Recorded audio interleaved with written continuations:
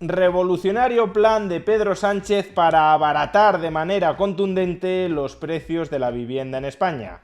¿Acaso lo conseguirá? Veámoslo.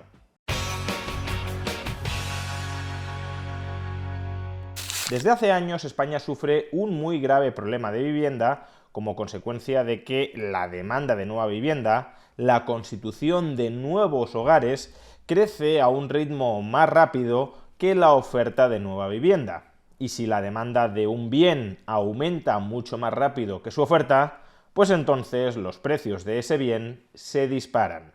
Y eso es justamente lo que ha sucedido en España durante los últimos años. Tanto el precio de compraventa cuanto el precio de alquiler de una vivienda han aumentado a tasas muy aceleradas, hasta el punto de volver inaccesible este bien para muchísimas personas jóvenes que quieren emanciparse y constituir su propia familia. Y siempre que existe un desequilibrio entre oferta y demanda, siempre que la demanda supera en mucho la oferta, hay dos fórmulas para tratar de restablecer ese equilibrio bajando el precio del bien en cuestión, en este caso el precio de la vivienda. Una forma consiste en reprimir la demanda. Si la demanda supera la oferta, podemos reducir la demanda de ese bien, en este caso de vivienda, para evitar que los precios continúen subiendo. Y otra forma de conseguir este objetivo, equilibrar la cantidad ofertada y la cantidad demandada con reducciones de precio, otra forma de lograr este objetivo es fomentando, aumentando la oferta. En general, el camino de fomentar, de aumentar la oferta de un bien, conduce a mayores cotas de abundancia y por tanto de prosperidad que el camino de reprimir, contraer, reducir la demanda de ese bien. Si la demanda de pan supera la oferta de pan, lo que deberíamos hacer es expandir la oferta de pan para que todas las personas que deseen pan puedan saciarse con esa mayor oferta de pan. No mantener una contingentada cantidad de pan y racionarlo cicateramente entre las muchísimas personas que quieren acceder a él. El crecimiento económico justamente consiste en eso, en producir más y mejores cosas para satisfacer los fines, las necesidades de un mayor número de personas. Como digo, los dos caminos sirven para conseguir abaratar el precio de un bien, reprimir la demanda o fomentar la oferta, pero solo el segundo, fomentar la oferta, consigue reducir el precio de ese bien con mayor abundancia del mismo y por tanto mayor prosperidad para todos.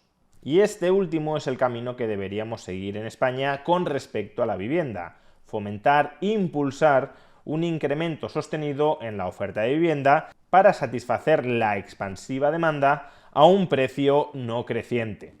Pero este último es un camino que ningún partido político ha promovido durante los últimos años. De ahí el consecuente incremento de los precios de la vivienda. Ayer, sin embargo, el presidente del Gobierno de España, Pedro Sánchez, salió a la palestra a anunciar 12 medidas con las que, supuestamente, pretende revolucionar la situación del mercado de la vivienda en España. 12 medidas que, dice, van orientadas a volver la vivienda mucho más asequible de lo que ya era. Es verdad que en 7 años este gobierno, el gobierno del PSOE, no ha hecho nada al respecto. Los últimos 7 años han sido 7 años de fuerte incremento de los precios de la vivienda. Pero quizá, a tenor de lo que dijo ayer Sánchez, el futuro vaya a ser distinto. Bueno, analicémoslo. Analicemos la utilidad práctica de las 12 revolucionarias medidas propuestas ayer por Pedro Sánchez. Y las vamos a clasificar en dos grupos. Aquellas medidas supuestamente dirigidas a fomentar la oferta de vivienda y aquellas otras medidas dirigidas a reprimir la demanda de vivienda. Comencemos por las primeras, las dirigidas a fomentar la oferta. Entre las medidas dirigidas a fomentar la oferta podemos distinguir entre medidas dirigidas a fomentar la oferta pública de vivienda y medidas dirigidas a fomentar la oferta privada de vivienda. Entre las primeras están las siguientes. Primero, la Administración General del Estado acaba de transferir más de 3.300 viviendas y casi 2 millones de metros cuadrados de suelo residencial a la recién creada Empresa Pública de Vivienda para construir miles de viviendas protegidas destinadas a alquiler asequible. Segundo, a lo largo de este primer semestre del año, la Empresa Pública de Vivienda empezará a incorporar las más de 30.000 viviendas que actualmente tiene la Sareb, 13.000 de ellas de forma inmediata. Y tercero, se establecerá un mecanismo legal para que la nueva empresa pública de vivienda tenga prioridad en la compra de viviendas y de suelos, y otro para garantizar que toda la vivienda construida por el Estado mantenga indefinidamente su titularidad pública. En principio, para abastecer el exceso de demanda sobre la oferta a precios no crecientes, tanto vale la vivienda privada como la vivienda pública. Es verdad que la vivienda pública la disfrutan unos pocos y que la pagamos entre todos. Y también es verdad que en términos generales el sector privado es mucho más eficiente a la hora de producir bienes y servicios que el sector público. Pero si las dogmáticas convicciones antiliberales de este gobierno lo vuelven alérgico a que el sector privado en solitario resuelva el problema de la vivienda en España, y por tanto sí o sí tiene que meter al Estado de por medio a hacer algo que resuelva este problema, pues entonces, desde luego, si el Estado tiene que hacer algo, lo mejor o lo menos malo que puede hacer para resolver el problema de la vivienda es construir vivienda pública. Peor sería que se metiera, como ya se está metiendo por culpa también de este gobierno, a controlar precios en el mercado. Eso sería del todo distorsionador, hundiría la oferta y fomentaría la demanda, que es lo contrario de lo que se trata. Al menos, aumentando la oferta pública de vivienda, rema en la dirección correcta, que es la de incrementar la oferta. Aquí el problema, sin embargo, es que esta promesa de aumentar la oferta pública de vivienda por parte de este gobierno socialdemócrata que tenemos es una promesa que ya venimos escuchando desde hace muchos años, y es una promesa sistemáticamente incumplida. No solo eso, la cantidad de nueva vivienda que necesita España, especialmente ciertos núcleos urbanos dentro de España, hacen dudoso que la administración pública tenga músculo financiero y músculo operativo para resolver una porción significativa de este problema a través de la promoción pública de vivienda. Démonos cuenta, si no, de las magnitudes de las que estamos hablando. Ayer Sánchez se comprometió a sacar a corto o medio plazo al mercado 33.300 viviendas públicas y 2 millones de metros cuadrados en suelo público. 33.300 viviendas en toda España creo que ya entendemos que es una absoluta nimiedad para resolver el enorme déficit de vivienda que existe en nuestro país. Pero a lo mejor la cifra de 2 millones de metros cuadrados edificables podría sonar mucho, pero todo dependerá de la densidad de edificación en esos 2 millones de metros cuadrados.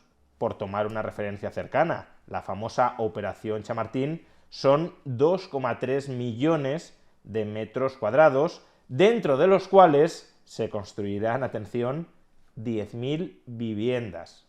Como digo, se puede incrementar la densidad de edificación dentro de este suelo público, pero en cualquier caso no estamos hablando de incrementar de manera muy sustancial, de manera muy apreciable, la oferta de vivienda dentro de España, que es, repito, lo que necesitamos. En la teoría, por tanto, podría funcionar, de manera ineficiente, cara e injusta, pero podría funcionar. En la práctica es dudoso que lo haga. Y por su parte, entre las medidas que buscan fomentar el aumento privado de la oferta de vivienda, encontramos las siguientes. Cuarto, el Gobierno de España creará un nuevo proyecto estratégico del Plan de Recuperación, el PERTE de viviendas, destinado a impulsar la innovación y modernización del sector de la construcción industrializada y modular. El objetivo de esta medida es abaratar a medio o largo plazo los costes de construir vivienda en España, lo que tendería a generar viviendas más asequibles desde el lado de la oferta. De nuevo, se trata de una medida que en teoría podría funcionar no a corto plazo, ni siquiera a medio plazo, sino más bien a largo plazo, pero que en la práctica, y sobre todo visto lo visto con el uso de los fondos comunitarios, es muy dudoso que sirva para nada, salvo para dilapidar nuevamente el dinero público. En quinto lugar, creación de un sistema de garantías públicas que protegerán tanto a los propietarios como a los inquilinos que participen en alquiler asequible. Aquí el Estado actuaría como garante del pago del alquiler frente a inquilinos potencialmente morosos y a cambio de que el Estado proteja a esos propietarios que se inscriban en este programa frente al riesgo de impago de su alquiler, esos propietarios se comprometerán a sacar sus viviendas en alquiler a precios más reducidos que los del mercado. Y si es verdad que hay mucha gente que no saca su vivienda en alquiler por miedo a que el inquilino no le pague las correspondientes mensualidades, pues entonces esta medida podría fomentar un cierto incremento de la oferta efectiva de vivienda dentro de España. Aunque, de nuevo, el problema de fondo sigue siendo que falta nueva vivienda. No vivienda ya existente, sino nueva vivienda. En sexto lugar, lanzamiento de un programa de rehabilitación de viviendas vacías para destinarlas al alquiler a precio asequible. Esto podría ser igualmente una forma de incrementar la oferta efectiva de vivienda dentro de España. Aunque en contra de lo que suele pensarse, cada vez hay menos vivienda vacía dentro de nuestro país, especialmente en las grandes ciudades, es cierto que todavía queda vivienda vacía que si se moviliza y se saca al mercado, ya sea como venta de vivienda o como alquiler de vivienda, podría ejercer una cierta presión a la baja de los precios. Pero muchas de esas viviendas no se sacan al mercado no porque se esté especulando con ellas para destruir la economía nacional, sino simplemente porque son viviendas no habitables. Por eso, si se facilita, o incluso en este caso si se subsidia la reforma y rehabilitación de esas viviendas, quizá aumente la oferta de vivienda dentro de nuestro país. Aunque he de decir que el déficit de vivienda que se ha ido acumulando y que se va a acumular en el futuro en las grandes ciudades no se suple ni mucho menos movilizando vivienda vacía. Ayuda, pero no soluciona íntegramente. Y nos quedan dos otros puntos supuestamente dirigidos a fomentar un aumento de la oferta de vivienda. Comencemos por el punto 9. Cambio en el régimen de ventajas fiscales que tienen las SOCIMIs para que solo apliquen a la promoción de vivienda en alquiler asequible.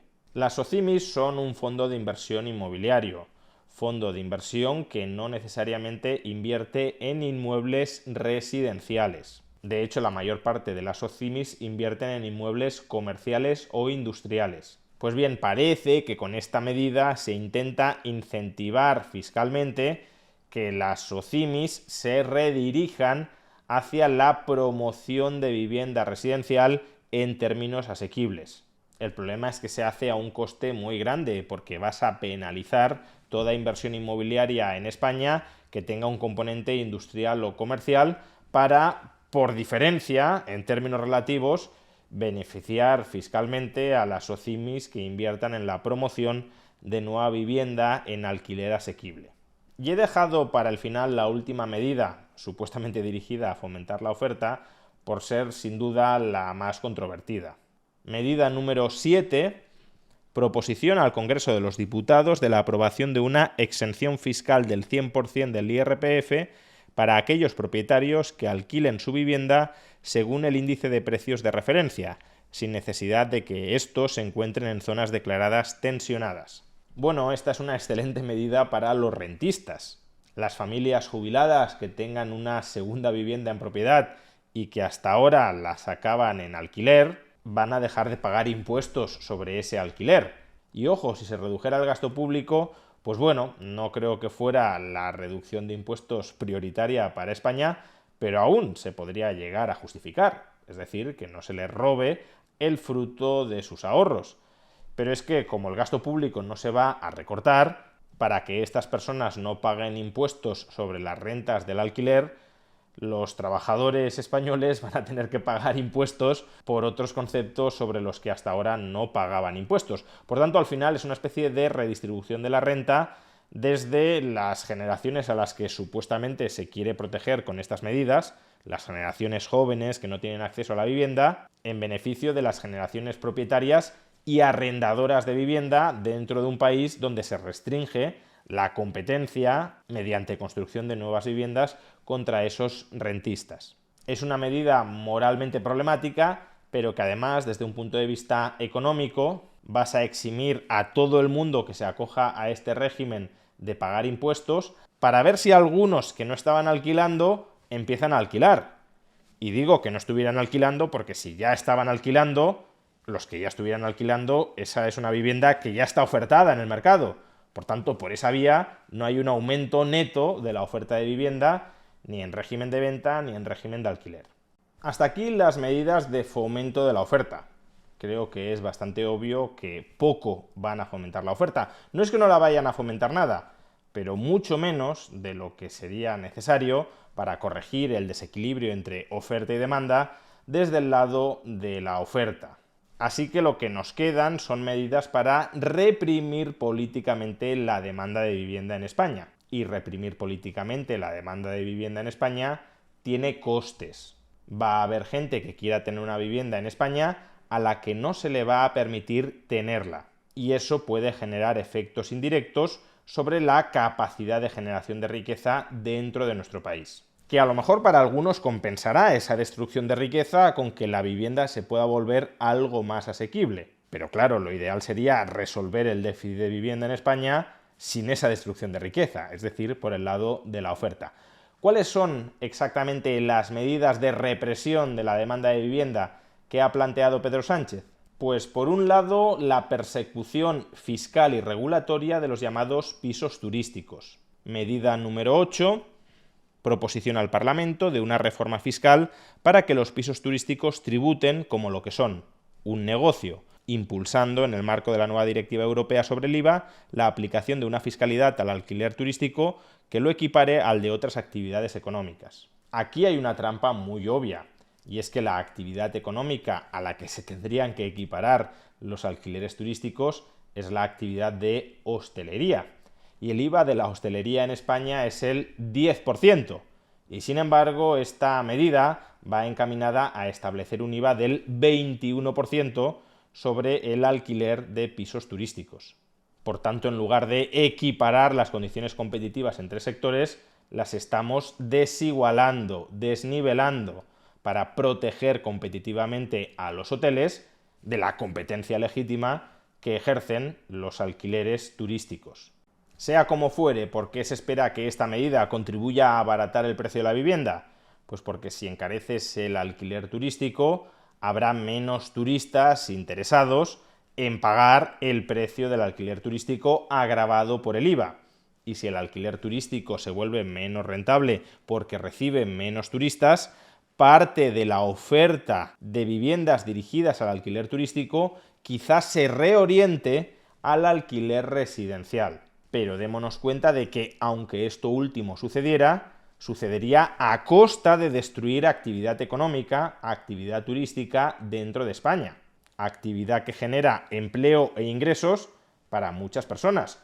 Por tanto, sí, quizás se abaratan algunas viviendas a costa de que otras personas pierdan su empleo o vean reducidos sus ingresos. De ahí que el saldo neto de esta operación sea bastante discutible. Habrá ganadores, pero también habrá perdedores. Siguiente medida para reprimir la demanda: limitación de la compra de viviendas por parte de extranjeros extracomunitarios no residentes. Concretamente, ha dicho Pedro Sánchez que todos los extranjeros extracomunitarios que quieran comprar una vivienda en España tendrán que pagar un impuesto equivalente a todo el precio de la vivienda que desean adquirir.